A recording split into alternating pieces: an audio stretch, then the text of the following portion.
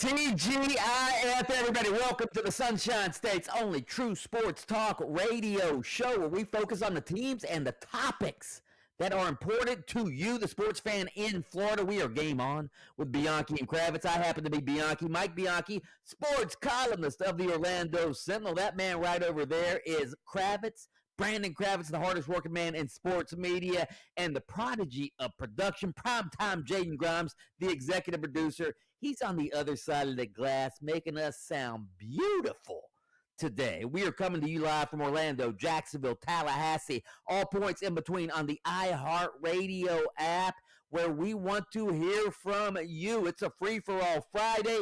That means anything goes. We want you to get in that rage cage and rage away. You can ask us anything you want to ask us, any topic. Free-for-all Friday. Kravs, are you ready for some free-for-all gab today?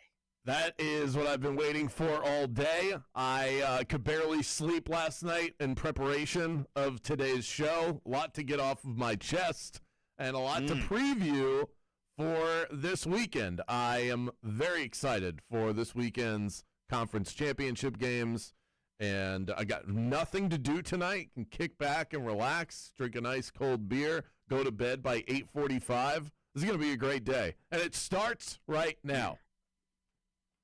Let's do it with some highlights and headlines. I want to start with this story because, quite frankly, it pisses me off, all right? I love Florida basketball coach Todd Golden's cockiness. Let me get that out of the way right now. Golden was doing his weekly radio show at a Gainesville bar last night, and he was asked about the Alabama player, Charles Bediako, and should he be able to play for Alabama this season. Bediako's situation has become national news.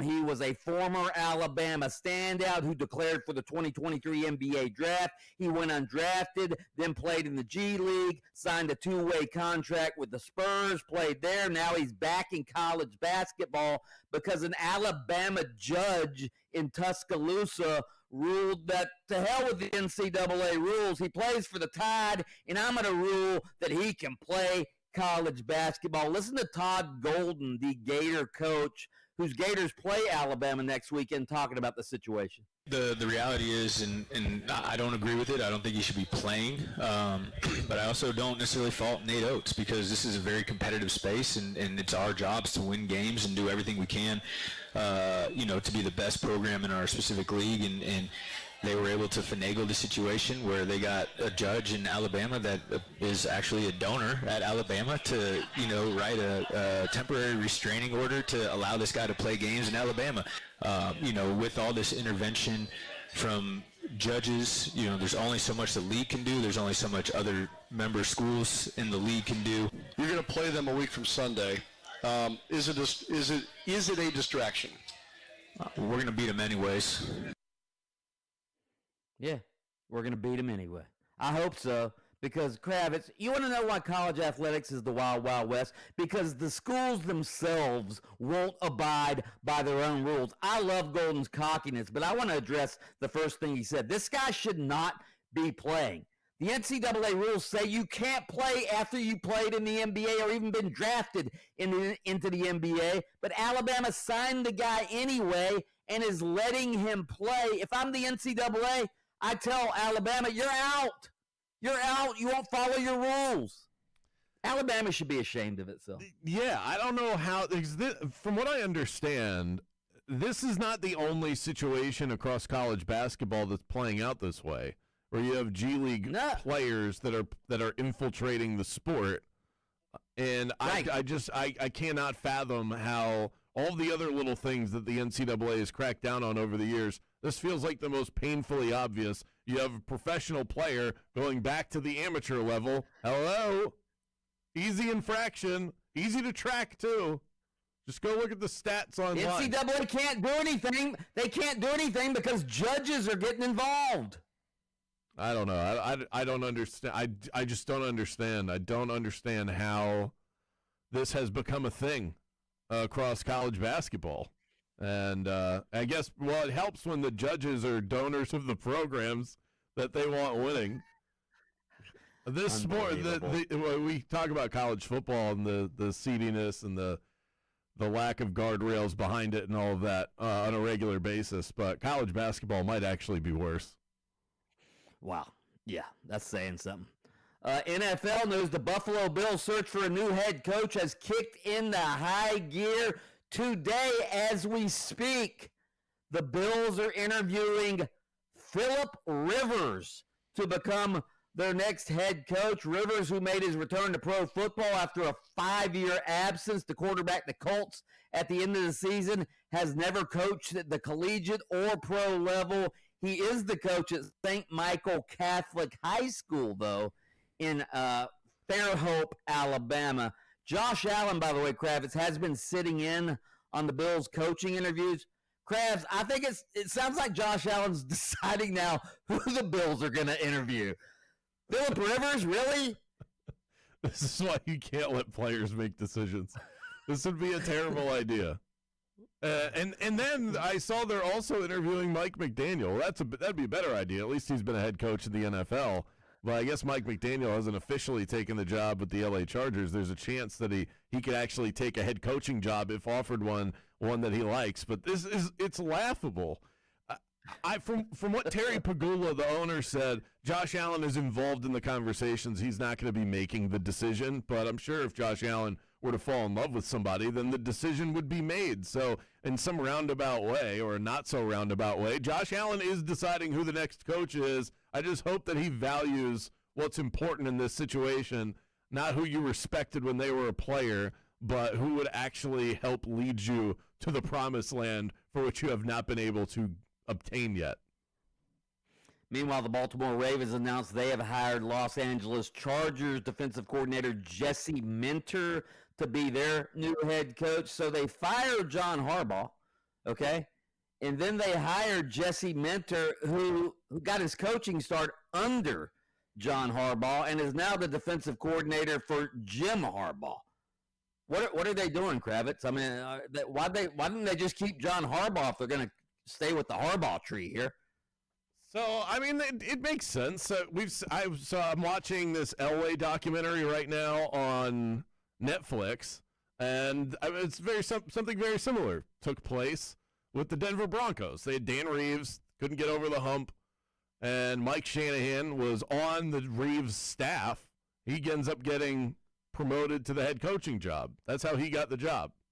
He was already on the staff, so he was under that umbrella. This is a little different situation because Minter was on a different team, but sometimes you just need a fresh start and a new voice, but you might like the philosophy. You just need it from somebody else, and maybe somebody with a slightly smaller ego.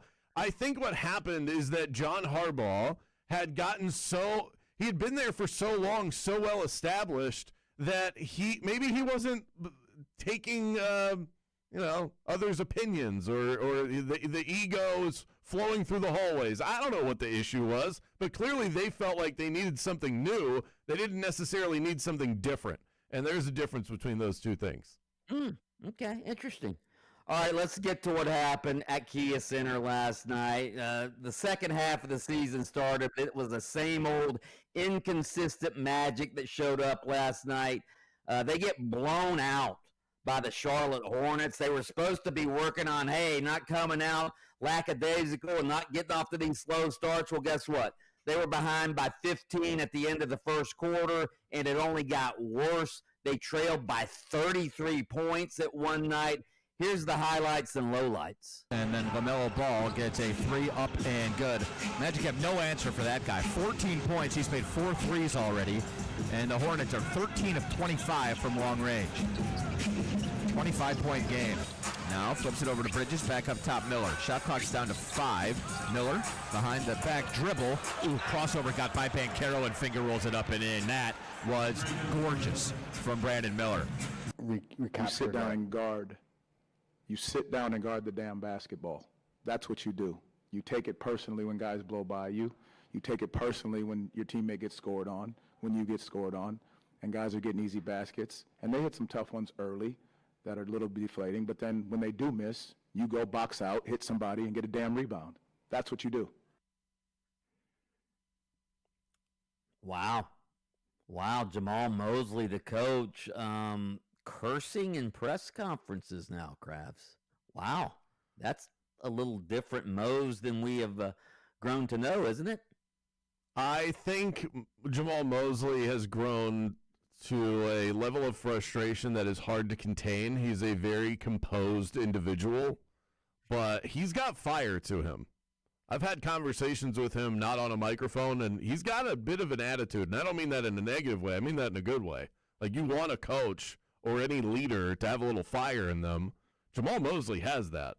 And he often holds that back for the media when he's speaking publicly. And I think what you're seeing now is not a different Jamal Mosley. I think it's a very real, unfiltered Jamal Mosley who has had about enough. And we will definitely discuss in the next segment what he has had enough of. And the feelings may be mutual on the court with some of the players. We are going to use that as a nice professional radio tease, because when we come back, we're going to dig into it. What is wrong with the Orlando Magic? We'll dig into that next.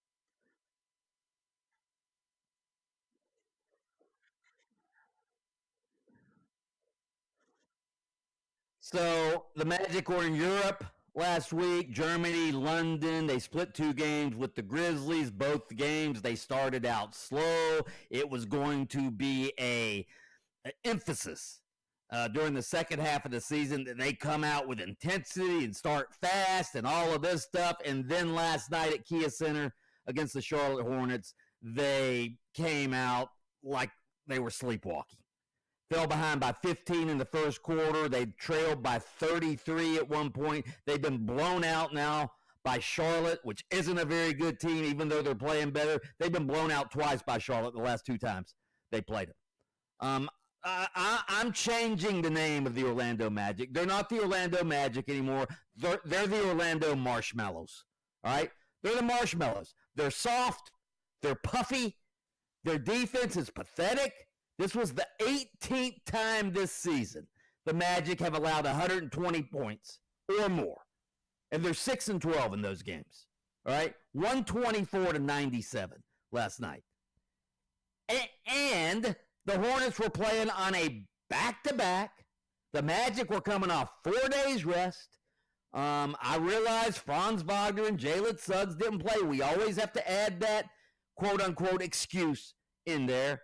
But I want to focus on Paolo for a minute, all right, who seems to have regressed this season. In fact, when a reporter asked him why the team isn't clicking specifically on defense like it has in the past, Paolo sort of challenged the reporter. Listen.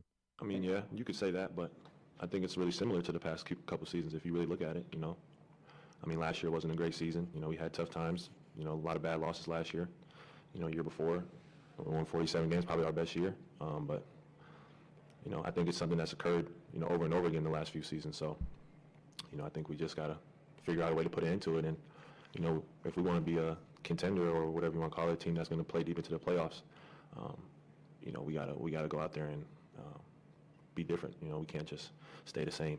And you know, right now it feels like we have the same issues as the past, and now our defense is slipping, which makes it look worse. You know, like you said, our defense covered a lot of that in the past, and now that's slipping. And so those problems start to be magnified when you can't lean on your defense. And I think that's something we got to figure out. Okay, I want to say one thing, and then I'm going to defer to you, Kravitz, because you're Mr. Magic. You're on the Magic radio crew, all of that. Paolo needs to look in the mirror, all right? Plus minus last night was minus 25, all right? Worst on the team last night. And to me, he's talking about the defense slipping. If you're minus 25, that's your defense. Is it not? Yeah. No, he is a I would challenge anybody that just simply wants to be a Paolo apologist, which I think most of you would just assume that would be me today, to go back and watch the highlights last night. And how many times Paolo and Anthony Black, specifically, those two are the ones that I find most frustrating, blown by. Barely an effort on the perimeter, just kind of lazily putting hands in front of faces to make it look like you're defending when it's not real defense. Again and again and again. When Jamal Mosley said after the game, his direct quote was, guard consistently, sit down and defend, take it personally if somebody blows by you or they dance after a three. That happened to both of those guys last night. So absolutely, it starts with the star. So we can talk about Anthony Black was playing like he had something better to do last night. But the tone of the team doesn't start with Anthony Black. It starts with Paolo Banchero. And while the Magic will be better, I'm confident of that, when they have Paolo, Franz, and Jalen on the floor, Paolo Banchero at this point in his career is supposed to be a star good enough to at least give you solid, consistent play. Losing to the Hornets last night was not the problem, Mike. The one pushback I would give on your analysis is that the Magic had this big rest advantage. The Magic didn't have 4 true days of rest. Flying back from overseas, they didn't fly back until Monday. Then Tuesday, you let your body rest and recover or whatever, get back on a body clock. Wednesday, you go back to practice, and by Thursday, you're playing. It's not like it's not 4 true days of rest. Excuse me. They're not flying Frontier Airlines like I am, okay? They're flying on a luxury jet that had beds in them. I know, but it is still a challenge, and it's still taxing for professional athletes that have to guard the best athletes in the world. So while I'm not saying that they are being shipped over here like cargo, it is still. It's not your typical 4 days off. That's all I'm saying. It's not your standard 4 days off. They also weren't playing on a back-to-back. Right. I think it was equal. I mean, that's the way that I view it. 4 days when you just spent a week in Europe and then have to fly across the pond and whatever. It doesn't matter. It's not an excuse, okay? Paolo has to set the tone for this basketball team. He should be good enough to be the lone star on the team with a little bit of extra offensive seasoning from Desmond Bane was not brought in to be a star. Desmond Bane was brought in to do exactly what he did last night. Help by just having someone else that can also score 20 points. Paolo Banchero on the season, yes, his defense isn't great. That's not really his calling card. He's got to be better in that area. I want to focus on where he is supposed to be great, and that's on offense. I use the 30-point metric as a pretty simple one for what qualifies as a superstar player. That pretty consistently, you're getting up to 30 points. Paolo Banchero this season, Mike, do you know how many times he's scored 30? Would you like to take a guess at a number? 2. It's 3, so you were very close.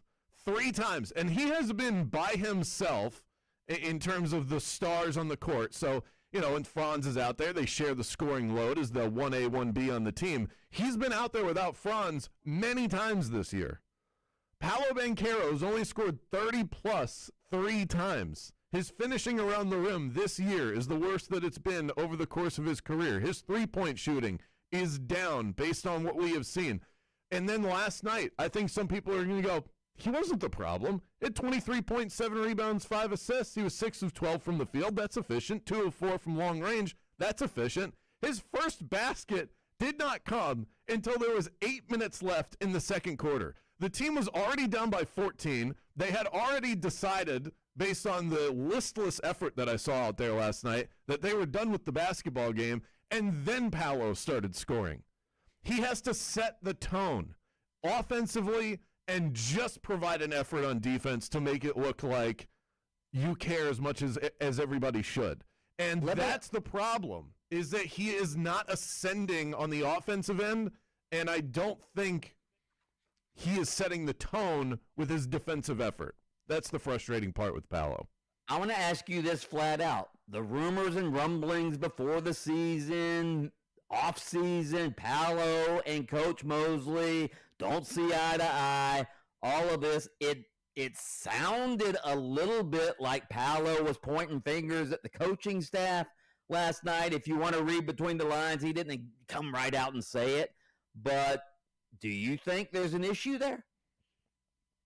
Yeah, I do. I think that I dismissed this early in the season. The team was 1-4, and then the reports from people that I'd never heard of started coming out about how there's a rift between Paolo Banchero and Jamal Mosley, and you could read the tea leaves on how his mom feels about certain things because she tweets a lot and all of that, but I hadn't heard anything, and I felt like reacting to a 1-4 start. It's such a small sample.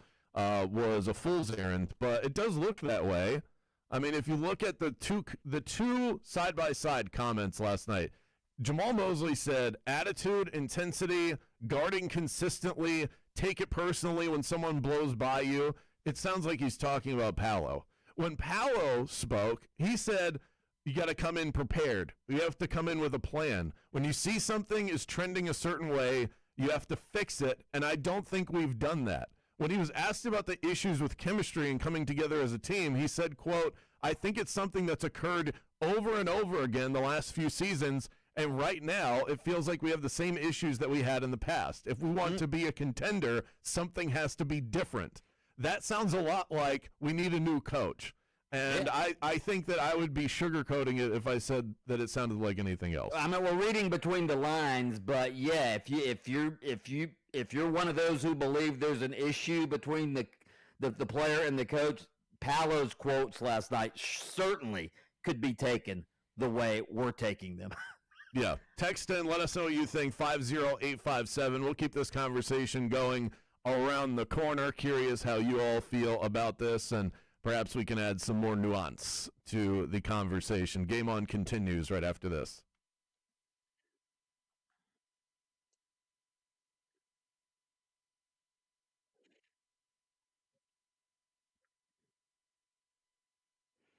Hey, if you're waiting on the sidelines like a backup quarterback to buy a home, this might be your moment to become a starter, right? It is time. Mortgage rates have been coming down, inventory is up, and buyers have more negotiating power than we've seen in quite some time. Believe me, the Nickley Group is saving buyers an average of $24,000 with things like seller concessions, interest rate buydowns, and instant equity. That's real money, $24,000 or more. If you're serious about buying, download their free buyer's guide at thenicklygroup.com. It's packed with everything you need to know about the process. If you want to buy or sell quickly, just call Nickley and tell him Mike Bianchi, the Bulldog, sent you. And guess what? I might even be at your next closing. How good would that be?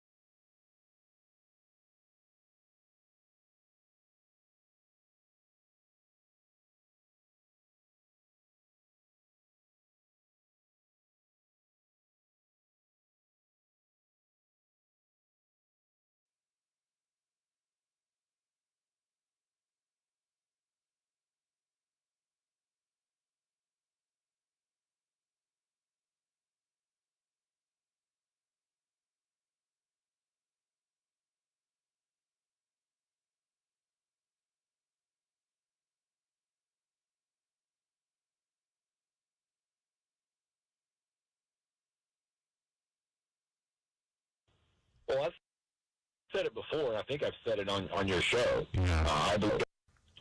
Well, I've said it before, and I think I've said it on your show. Yeah. I believe that it's either going to be located at HCC or the team's going to be in Orlando.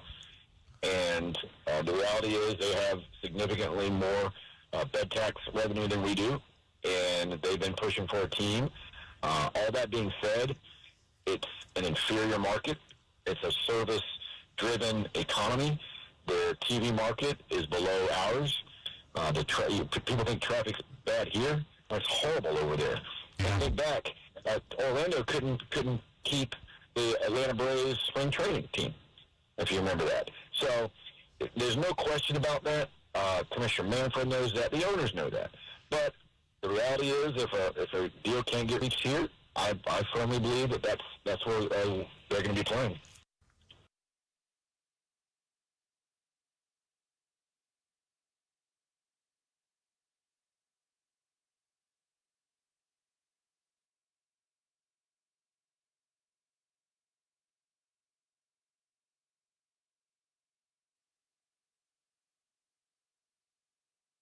Grit, a lot of people throw that out there now, but I think what you just said, there's a lot of different ways that can be illustrated. But if you don't have that, the storms are inevitable no matter what. I talked to our team about it, and when I mean storms, there's adversity.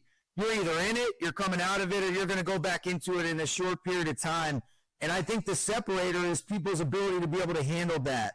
You know, how long can you stay in some of those uncomfortable spots and knowing that real growth is occurring? And adversity is inevitable. That's what, you know, to Kurt's point, that's what's so great about sports, right? I mean, we learn so many things that test you in ways that are reflective of what you go through in a bunch of different arenas of life.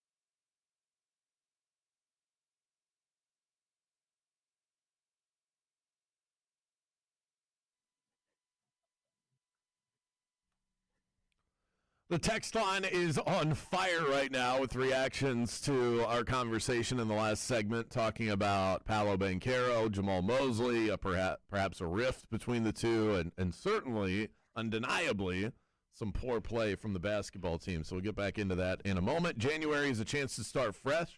What better way to kick off the new year than with the Great Greek Mediterranean Grill, the elevated fast casual eatery serving fresh, nutritious dishes that will help you make good on your resolutions. Stop in today, order takeout, delivery, catering, whatever you need, greatgreekgrill.com. We have a $50 gift card to give away, and if you want to win it, all you have to do is enter the Rage Cage. Leave us a talk back. There you go.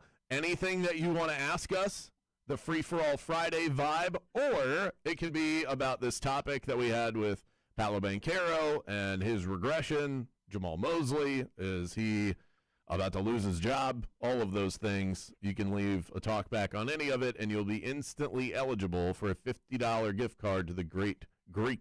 Time for our Daily Coach Quote.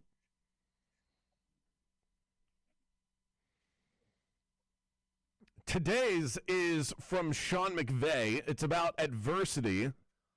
I saw this on Twitter yesterday, and I had to bookmark it. I loved it, And rather than me read it to you, which I usually do for this segment, I'm going to let you hear it from him, one of the coaches that will be out there on Championship Sunday. This is Sean McVay, head coach of the Rams, with today's Coach Quote.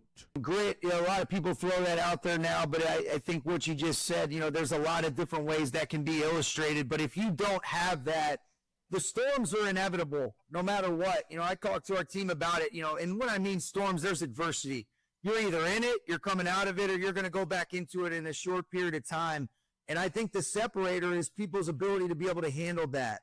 How long can you stay in some of those uncomfortable spots and knowing that real growth is occurring? And adversity is inevitable. That's, to Kirk's point, that's what's so great about sports, right? I mean, we learn so many things that test you in ways that are reflective of what you go through in the bunch of different arenas of life. So my real takeaway was what he said early on in that clip, where he said, when it comes to adversity, you're either in it, you're coming out of it, or you're about to go back into it. And it can be a little bit stress-inducing to think about that, but it's so true. And I think your overall character and perhaps even your quality of life is determined by your level of resilience. How are you when you're in it? How are you when you're going through it? How are you coming out of it? And are you prepared to go back? It's like the great Winston Churchill said during World War II. If you're going through hell, keep going. If you're going through hell, keep going. That's it. It means you're gonna come out of it. You just have to keep going. Whether you think you can or you think you can't, you're right. That's right. It's all about mindset, baby. Right. It's all in the state of mind. So text in 50857. I want to rattle through some of the texts that we have responding to our. Can I read one of them first? Yes, please. Because I think I knew who it came from. All right. Uh-huh. The Orlando Magic pulled off the biggest con job in the city's history. Upped the price of our season tickets by $1,000 per ticket this year, fired Paul Porter, and sold a nonsense rebrand to fans. I took my son to the game last night, and it was the worst experience I've ever had at a Magic game. The players on the floor don't care. I paid $48 for 2 orders of chicken tenders and a drink, and there wasn't even ketchup available for them. From the ownership to the actual product on the floor and everything in between, this organization is a complete failure and an utter freaking joke. Wow. I think that came from Paul Porter, brother. I was like, where's he going with this? There's no way Paul Porter went to the Kia Center last night and bought chicken tenders. There's no chance. No chance that was him. When you put forth an effort like you got last night, that's how fans start feeling. Everything is going down the tube. Yeah, all of a sudden the expensive chicken tenders, which, by the way, sorry to break it to you, not a surprise. That's how much this stuff costs when you go to arenas and stadiums. That's just, unfortunately, price of admission kind of thing. It's like buying a coffee at the airport. You're just going to pay a lot for it. But it doesn't bother you when the team's locking down on defense. The catch-up, right. I don't see a lot of people after the Magic made it to the semifinals of the NBA Cup. No, I didn't see a lot of people saying, I didn't get any honey mustard at the last Magic game. So everything starts to bother you when the team plays the way that they did last night. And I have a really hard time talking people off of that, because when you see the level of – this is the thing with basketball. When basketball teams get blown out, it looks like they don't care. I don't think it's accurate, but I see the same thing that you all see. And it definitely looks – the appearance is that of a lack of effort. One more, and then we'll duck in a quick commercial break. Somebody said, I agree with Paolo. The Magic cannot run an offense. They need a plan. Someone else said the Magic played 2 games in 10 days. That's not a reason for a gutless performance last night. Where's the leadership on the team? I certainly was not excusing the Magic for a gutless performance. I wasn't. I was not at all. They had to fly back from England on their luxury charter flight 4 days ago. I'm saying that was not, them having a 4-day rest advantage was not any sort of guarantee that they were going to win given their travel schedule. That's all. That's not a reason to get blown out. Like they travel like we do. Good Lord. It's still travel. And they're also like 3 feet taller than us, Mike. Were they in the middle seat on Frontier Airlines? That's all I want to know. Huh? Can we get some Wi-Fi around here? And where's the damn ketchup? Up next. We'll dig back into it. More of your texts, more of your talkbacks right here on Game On. Don't go anywhere.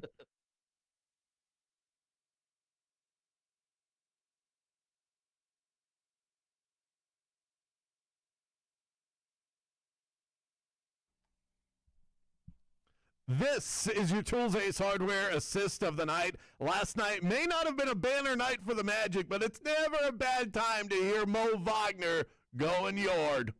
Bain at the elbow. Up top for Mo. Straightaway three. That's up and good. Boy, Mo Wagner.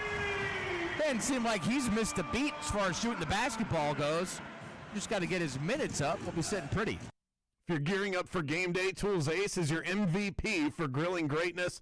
From Big Green Egg to Traeger, they've got everything you need to fire up the flavor. 14 Central Florida locations, including their brand new store in downtown Windermere. Tools Ace is your neighborhood home maintenance expert, the helpful place every night and your best stop before the game. Visit toolsacehardware.com and go Magic.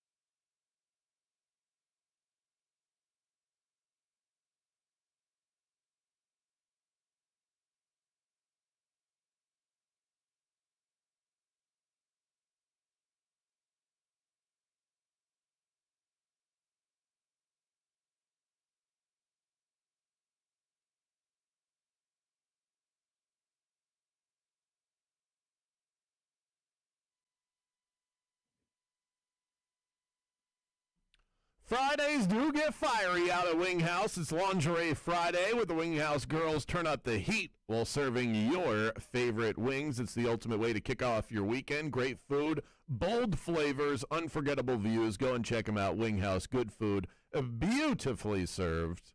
Free for all Friday, 50857. You can ask us anything that you would like. Also, if you leave us a talk back, you are instantly in the running for $50 to the Great Greek. That's all you have to do. Tap that microphone icon and let it fly as if you were on the phone with us. On the text line, Mike and Brandon, what do you all think about the Buccaneers hiring a new offensive coordinator, and do you think there's any chance that Raheem Morris can come back as the defensive coordinator? I'll hang up and listen. Do you bring back Raheem Morris, who was fired as the head coach of the Buccaneers several years ago? I guess you could. I mean, sure. We see rekindlings all the time, but why not? The defensive coordinator for the Bucs is kind of it's just like an honorary position anyway. So I don't think that's a good job for Raheem Morris because Todd Bowles is the defensive coordinator. So yeah, he is, but there's been. I mean, it's not like the Bucs defense performed very well last season. There was some calling for Todd Bowles to give up defensive play calling. So you know, I don't know if there's I'm sure there's probably a relationship between Raheem Morris and Todd Bowles. So yeah, I'd be all for it. I like the offensive coordinator they hired from the Falcons. So why not bring in Rah too? Gotta give up play calling. The proverbial nail meets the proverbial coffin in that particular situation when it goes down that way. Go ahead. Think about this. I've actually thought this, Kravitz, and a texter just brought it up. I'm looking for the text now. Essentially, it says Paolo is more of a half-court player. Maybe he doesn't like the new fast-paced style. I think there could be something to that, right? He did excel in these slower half-court game that the Magic have played the last couple of years. I'm telling you with as much honesty as I can offer here, it feels a lot like a star player giving up on his coach. That's what this feels like. So that was what kind of whapped me over the head last night as I'm watching this. I just don't think, and here's the thing, I think Jamal Mosley's a good coach. Okay, I know a lot of people disagree. I know today is not a popular opinion to have today. I am biased. I really like him as an individual, but a coach is only as good as the buy-in they get from their star player. Anybody, Popovich, Kerr, Phil Jackson, if your star isn't into whatever you're preaching, if they're over your message or they don't like your system, you are screwed in the NBA. And it feels like that's what's happening. I hope that's not the case. I mean, good God, we've seen it so many times. Star players who, start out as hardworking, humble young stars, and then they have a modicum of success, and suddenly they want their coach fired.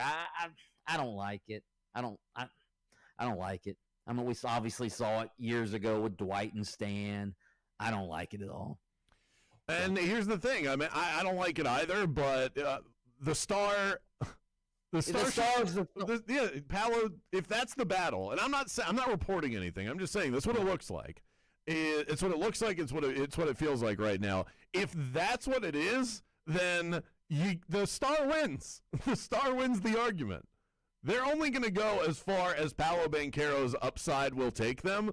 And right now, it looks like his upside, that ceiling, is starting to get lower and lower as every week passes. And so you have to do something to see if you can reignite that. Hopefully, he has a house in Munchkin Land now? Is that what you're saying? Is that how low the ceiling is? I think the floor is high and the ceiling is low, is how it feels right now. And I want to get back to where we were not too long ago. Back in 60 seconds.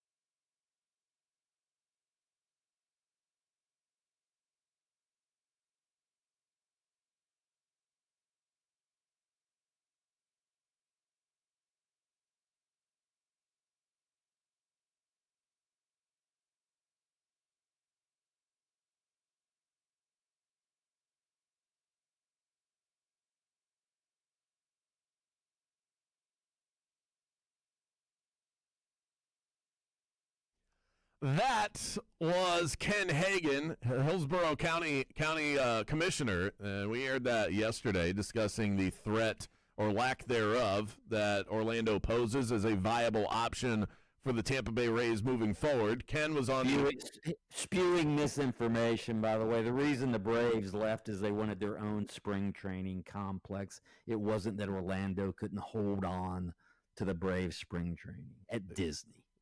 Yeah, I think it's when he called us inferior when I exited my seat. I'll find you, Kevin, or Ken, whatever your name is. Anyway, he was on the Pat and Aaron show on 95.3 WDAE this week. Couple of goofs, if you ask me. Whoops, we actually have Pat from the Pat and Aaron show live on the line right now. What's up, Pat? Love your work. Listen, couple of goofs is probably one of the nicer things you could say about our show, so I have no problem with it at all. And listen, we call him the Hitman Ken Hagan. He's an OG. We love him. He's a big part of the show. Well, not a big part of the show, but he's a good friend of the show, even though I know he did take a couple of parting shots there at Orlando. Yes. That's okay. We like it. It makes for good content. What was the purpose of the chat? How often are you talking to city leaders about what's next in terms of stadium development? What I'm asking is, was that like a routine conversation, or did you bring him on because of a specific bit of news that you wanted to extract more information about? So we chat with Ken off the air, a decent amount, but, we'll have him on when there's something fairly significant, which, of course, the vote the day before to allow the Rays to try to develop on that land at Hillsborough Community College. That happened the day before we had Ken on. So we just kind of wanted to see if he could add anything to that and kind of ask how likely he thought it was that, it would get done there. What has the progress been like in the area from the new ownership group? Have you seen any change in momentum since they've taken over? Well, they're moving quickly, and they want to get this. I don't know if I buy it as far as like the ability to accomplish this, but they're talking about wanting to open the stadium and have it ready for 2029, which is 3 years from now. And by the time things get voted on, it's going to be probably opening day at the earliest. So we're talking about literally 3 years from opening day if they want to try to open in 2029. It seems, or sounds to me, to be a little unrealistic. I love the optimism. And I like that they're trying to act fast and not draw this thing out like our old ownership did. My apologies. Hold on. I actually have an alarm like an idiot. Sorry, I set an alarm so I didn't forget about you guys. And so, like I said, a couple of goofs. Yeah, exactly. Right, a couple of goofs. But yeah, I think they want to move quickly, and they've got the at least the first vote out of the way, and it was a unanimous vote, which is good because. Nobody, at least early on, is trying to hold this thing up. We'll see when it comes to financing now. That's always what holds things up, right? Pat, we all know how owners are when they're trying to get a new stadium built. They will, try to use one city against another as leverage, and I'm sure that's probably what's happening here. Orlando's being used as a bargaining chip here. Do you think Orlando would really have a shot? Because again, there's no stadium here yet, only a bunch of talk about where they might build a stadium. Why do you think the Rays ownership is serious about Orlando? In my opinion, and listen, we're talking about a couple of guys that I don't even know if I would say I met them. I was at their press conference when they were introduced as the new owners, and you haven't got much communication other than that. So it's hard for me to really know what they feel. My belief is that they really want to get it done here in Tampa. They were really adamant during that press conference I was mentioning about, hey, we really need 100 acres to build this development. They want to do the battery, kind of the battery on steroids, if you will. I know you guys are familiar with the battery in Atlanta, whether you've been or not. I haven't actually been, but everyone kind of knows. That's what they want to model this thing after, but it's going to be significantly larger than the battery. So Tampa's going to have to drop the ball significantly, in my opinion, for Orlando to become an option. But if Tampa shows that they're not ready to be a willing partner financially, then eventually they're going to have to look somewhere else. Also, can you explain? So they're talking about building the stadium at Hillsborough College? yes, there's I think it's 108 acres. It's basically going to be the lot of land. The stadium itself may not be because the land is, again, 108 acres, so it could be on the total other opposite corner. But basically right across, the parcel of land is right across the street from Raymond James Stadium, and there is a ton of land there. They would be moving the college, but also rebuilding the college on that site. So the college wouldn't actually get moved. It would just get newer, actually. But, yeah, that's one of the very few places, really, in the Tampa Bay area where they could find that 100 or 100-plus acres of land, which they want and suggest that they need in order to be successful and build this team into the kind of team that people want it to be. Talking to Pat Donovan from 95.3 WDAE, one half of the Pat and Aaron Show. Could you ever see a world where baseball is in both markets? Or I really should say all three, in Tampa, Miami, and Orlando? Because we talk about this story often because we are clamoring for your baseball team, quite frankly. But in a perfect world, you guys keep the squad. It's not an anti-Tampa thing. It's just a pro-Orlando thing. Yeah. I view these markets as completely separate. That if one being successful doesn't take away from the other, and they really have nothing to do with each other. The Lightning get great support. They don't need Orlando citizens for that. The Magic get great support. They don't need Tampa citizens for that. But do you think Major League Baseball would ever allow that? I tend to doubt it, and I would imagine that the Rays would be one of the significant voices against it, right? Because they're already having trouble drawing the kind of attendance that they want to draw, and that's part of what they're going to say, with the new stadium is, hey, come on over from Orlando. There's going to be probably a hotel somewhere, on the land. There's certainly going to be restaurants and bars and, a lot of things to do. And part of the discussion is trying to bring in markets like Orlando and Sarasota and Sarasota's not too far from St. Pete, but places where people aren't making the trip to St. Pete, trying to get them to make the trip to Tampa. So I imagine the Rays would certainly be against that move, but personally, I wouldn't.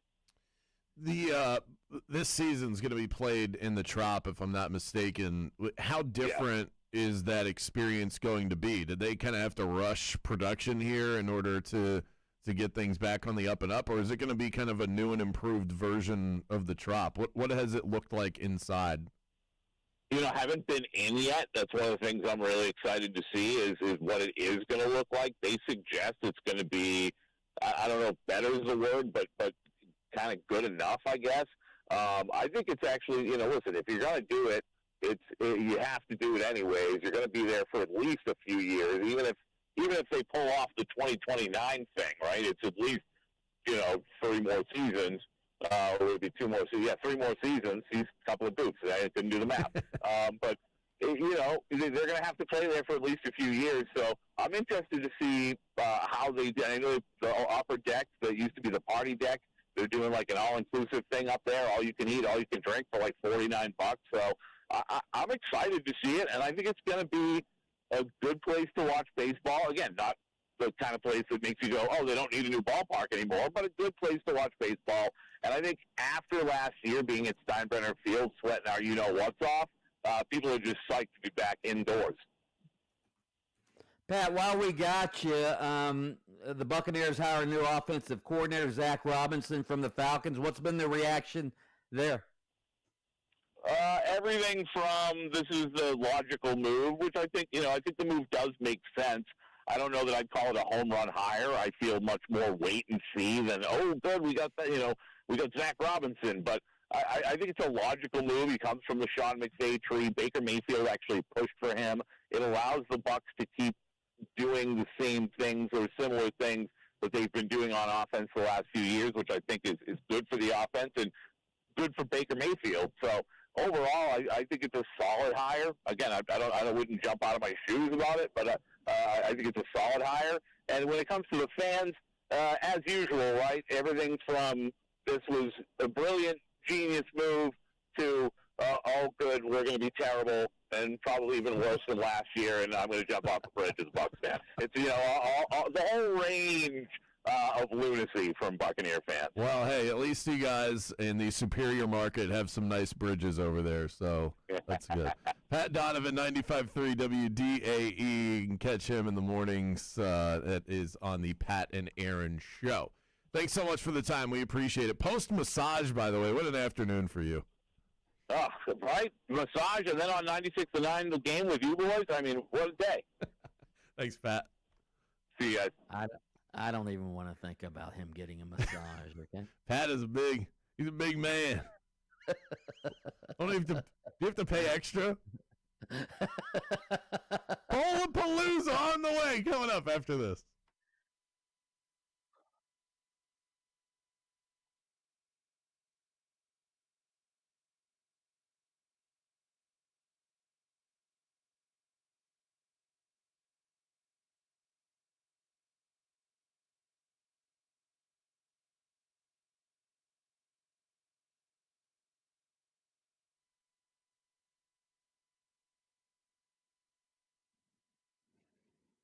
This is the Bulldog, Mike Bianchi. You know, in sports, protecting your home field is always priority number one. And you should feel the same about your house. And believe me, nothing protects your home like Renewal by Anderson's Acclaim Impact Windows. Let me tell you about them.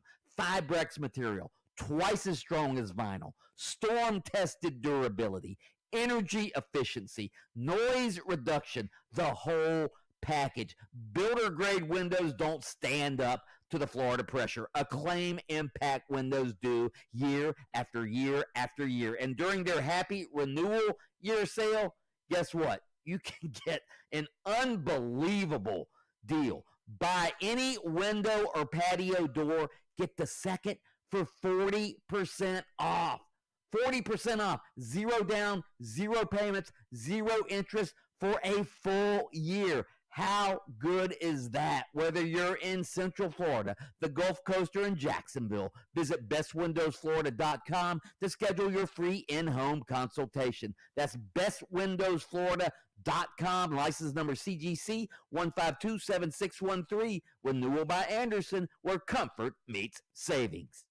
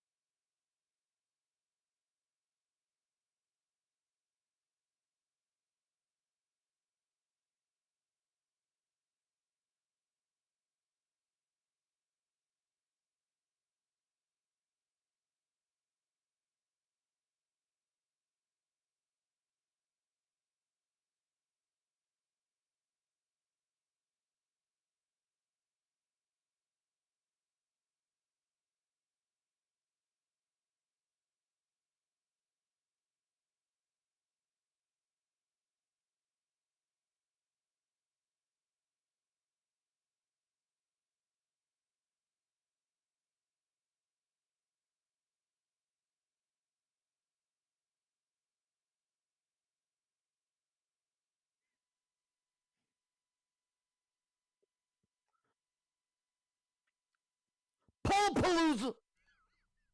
What? Poll-palooza. What time is it? Poll-palooza.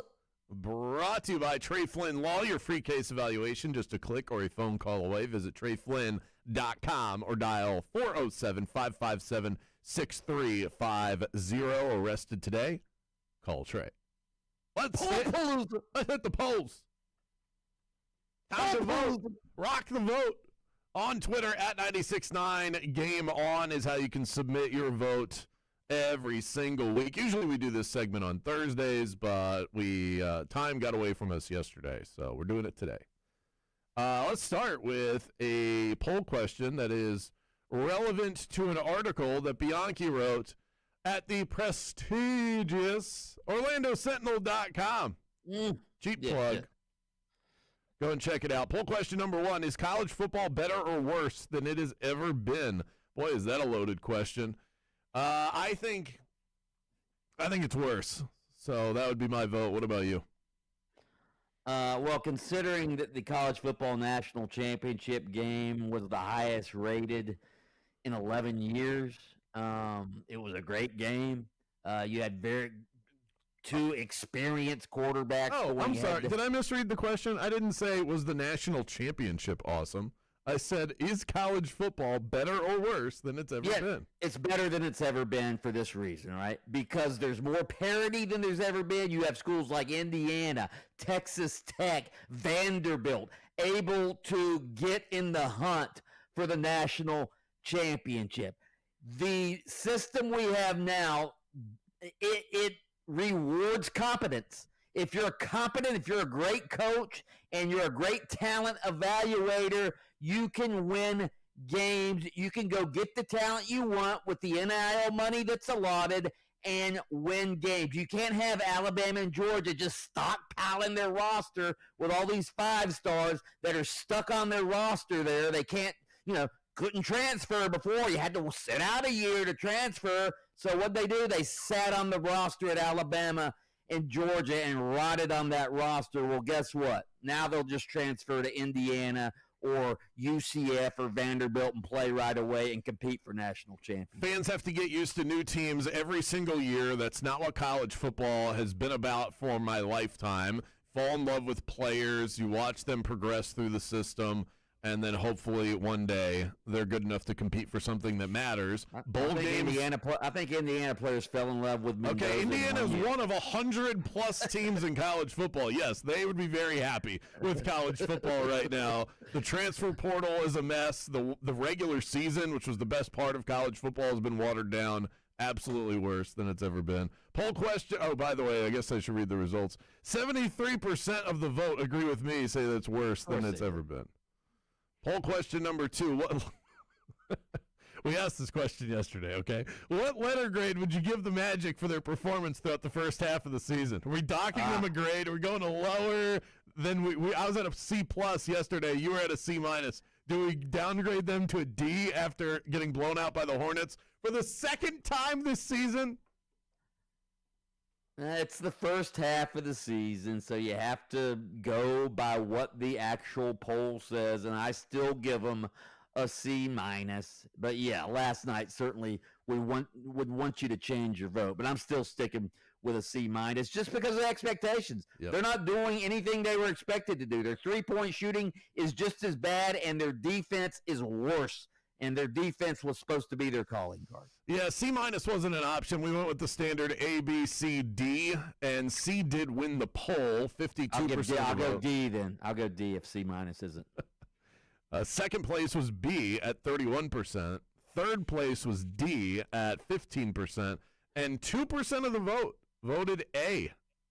So some optimistic folks out there. I agree with Mike originally. I think C is the proper answer. I would like to overreact and say D after what I saw last night, but you should not change a letter grade based on one game in a long NBA season.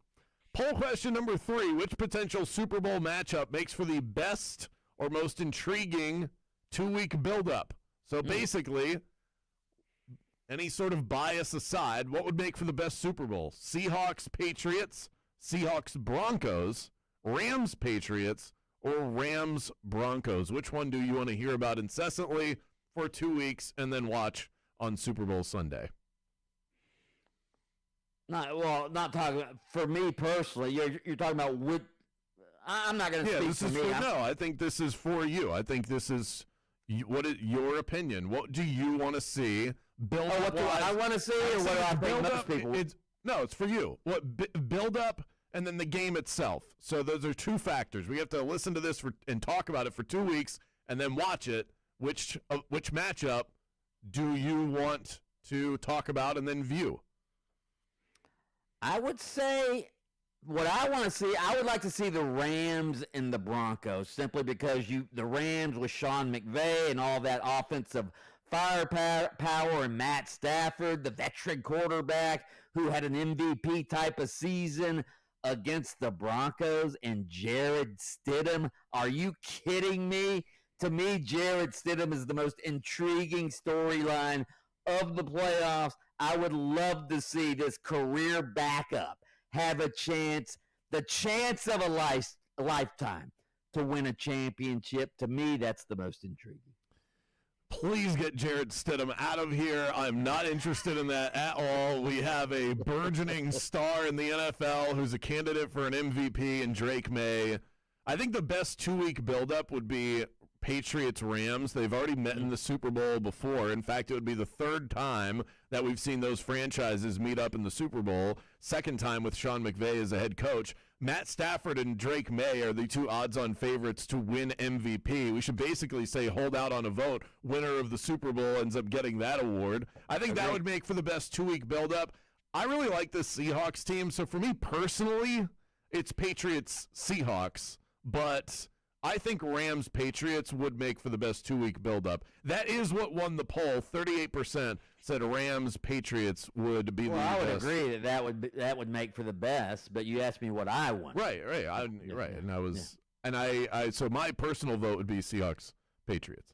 Up next, and the Sam Darnold story would be pretty cool too. This is a guy that was completely written off, and to have him going in as a favorite on Super Bowl Sunday. Not as good a story as Jared Stidham. Poll question number 4. Should Duke be suing to keep its quarterback Darian Mensah from reneging on his NIL deal and signing with Miami? Yes, a deal is a deal, or no, this is sad. Absolutely yes. I love it. Even though I root for Miami to win games. Hey, the guy has a contract with his previous school, and shame on Miami for even pursuing this guy. You know what that's called in legal circles? Tortuous interference, causing the guy to break a contract. In fact, Miami might get sued because of this tortuous interference. I heard some lawyer say that the other day. I don't even know if I'm pronouncing it right, but tortuous interference. All right, Trey Flynn, if you're listening, let me know if Bianchi is making words up or if that's real. 73% say yes, a deal is a deal, so they should be suing him. I say it's sad. The guy wants to leave, let him leave. And then if he wants to pay the $4 million buyout, I agree with you. Yeah, okay. I can get down with that. So in that sense, I changed my mind. Yeah, a deal is a deal. Pay the money back, and then you can leave. Poll question number 5, the most important one of all. Which cheese makes for the best grilled cheese sandwich? Bianchi and I, of all the things we don't agree on, agreed completely on this, and that is that American cheese, fresh out of that plastic wrap, makes for the best. You mean American cheese product, right? That's not real cheese. No, that is good. That is good old-fashioned American cheese, farmed in the middle of America. That's all preservatives and all sorts of chemicals, but it tastes good. That's what makes it American, Mike. American, pepper jack, cheddar, or any other cheese as far as the best grilled cheese. Bianchi and I both vote American, and you all voted American too. Yay, America. We finally agreed on something, America. We're back. 53% on American cheese. Second place is cheddar. Third is pepper jack. And I couldn't think of a fourth cheese, so we left it out. Colby Jack. Make American cheese great again. That's what we've done here on the show today. We've brought people together, Mike.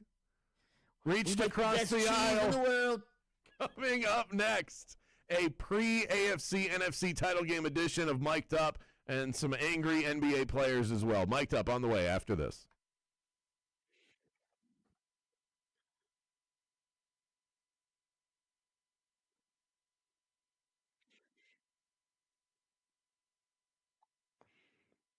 You know, great teams don't wait until something breaks to make adjustments, all right? They study the film, they practice fundamentals, they stay ahead of problems. They trend, all right? Your air conditioning system deserves the same attention, especially in Florida's demanding climate. That's why I rely on Ziegler Air Conditioning's maintenance program. They've been serving Central Florida for 40 years and understand that prevention saves homeowners money and frustration. They service my unit twice a year, keeping it efficient and reliable, keeping my warranty intact. They check the system thoroughly when they show up, too. They don't just give it the once over and say, yeah, everything looks good. No, they take things apart. They lubricate every little piece, and, man, it hums when they leave, all right? They were just at my place a few weeks ago and shared helpful tips most companies never even mention. That kind of advice shows they care about long-term system health, not just today's invoice. It's education. It's not upselling. And if something ever goes wrong, I know Ziegler answers the phone and responds quickly, even on busy holiday weekends. Give them a call, 407-245-8765, 407-245-8765. Ziegler Air Conditioning. Don't ever lose your cool.